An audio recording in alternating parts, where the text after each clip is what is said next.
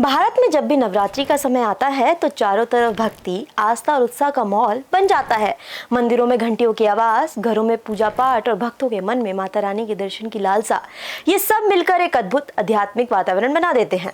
साल 2026 में भी चैत्र नवरात्रि का पावन पर्व जल्दी शुरू होने जा रहा है। इस बार चैत्र नवरात्रि 19 मार्च से शुरू होकर 27 मार्च तक चलेगी। इन 9 दिनों तक देश भर में भक्त मां दुर्गा के 9 स्वरूपों की पूजा अर्चना करेंगे और व्रत रखकर सुख, शांति और समृद्धि की कामना भी करेंगे।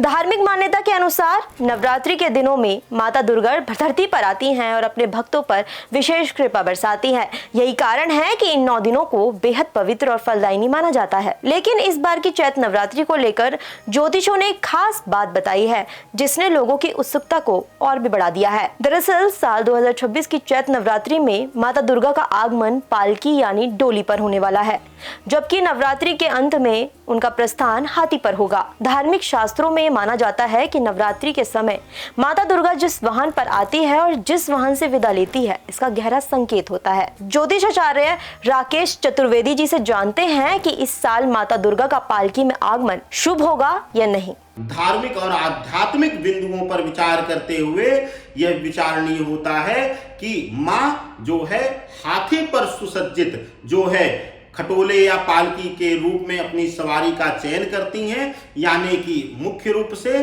अब जो है दिवस की सवारी जो है दिन के अनुसार जो सवारी है उसकी अवधारणा समाप्त हो जाती है और माँ हाथी की सवारी लेकर के यानी हाथी पर सुसज्जित पालकी या खटोले की सवारी लेकर के आती हैं और यह अत्यंत शुभकारी होता है। विषम परिस्थितियों में राष्ट्र के मुखिया के लिए, राज्य के मुखिया के लिए बल देने वाला होता है और वहां की जनता के लिए अत्यंत शुभकारी होता है। विषम परिस्थितियों में भी सकारात्मक शक्ति प्रदान करने वाला होता है। अब इसकी मान्यता क्यों है? कुछ चीजें ऐसी हैं कि हमें गूगल और यूट्यूब से बाहर निकलना होगा।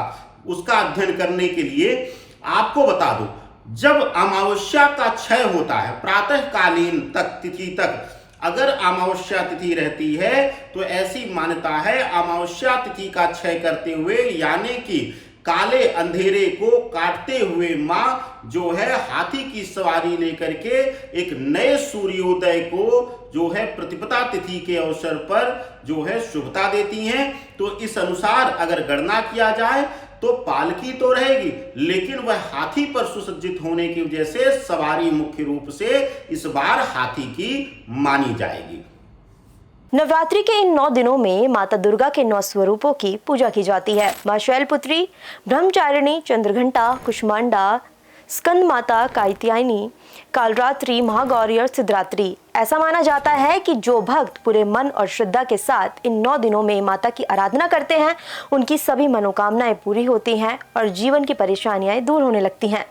यही वजह है कि नवरात्रि का ये पर्व सिर्फ एक धार्मिक उत्सव नहीं बल्कि आस्था, भक्ति और सकारात्मक ऊर्जा का प्रतीक माना जाता है। तो अगर आप भी चैत्र नवरात्रि का व्रत रखते हैं या माता रानी की पूजा करते हैं तो इन 9 दिनों में पूरे मन से उनकी आराधना करें, क्योंकि सच्ची भक्ति के आगे हर नकारात्मकता खुद ब खुद दूर हो जाती है और माता रानी की कृपा से जीवन में सुख, शांति और समृद्धि का मार्ग खुल जाता है। जय माता दी। आप सभी को नवरात्रों की हार्दिक शुभकामनाएं और ऐसी तमाम जानकारी के लिए बने रहे हमारे साथ। मैं हूं हिमिका और देखते रहे प्राइम न्यूज।